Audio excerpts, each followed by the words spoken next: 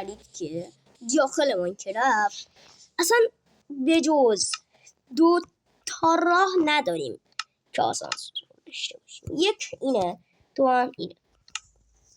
یک یعنی که این شکلی بریم بالا، دو هم یعنی که این شکلی بریم بالا. یک که این شکلیه، دو هم که میاد پایین رو میره بالا. اما یکی دیگه هم حتی اینجا ما آسانسور داریم، فقط نیاز به یه دونه بلاک، یعنی یه بلاک دلخواه و یه دونه کیس آب و یه دونه از اینا یه دونه از اینا. خب اینو این شکلی بذارید و بعد اینو این شکلی بچینید و حالا اینو این شکلی تا هر چقدر دلتون میخواد بالا ببرید. بچه باشید یه نیاز بدید چون در همه میدونن که ازش آب رد نمیشه. اینجا حتی یه کار خیلی خفن دارید. اینجا چون در رو اینجا بذارید و این ترتیب رو بالا بدید. همین این ترتیب هم بالا بدید اوکی میشه.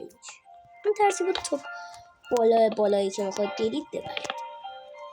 حالا اینجا هم پر کنید تا این آخر که آب بیرون نیاد. خب بیاید اینجا داخل از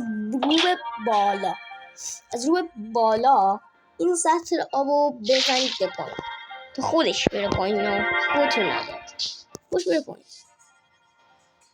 اما اینو بعضیاش میکنید این اشتباهه.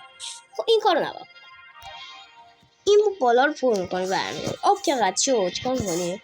میاد این پایین از این پایین. خب اینجا دونه اینجوری آبو میزنی. خب حالا خودتون میتونی هیچی بولید. خب اینجوری دونه آبو بزنی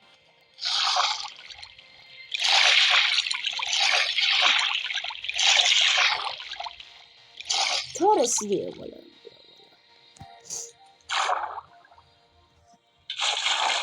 تا آخرش دوباره یه سر آب بزن که اینجوری باب بیشه.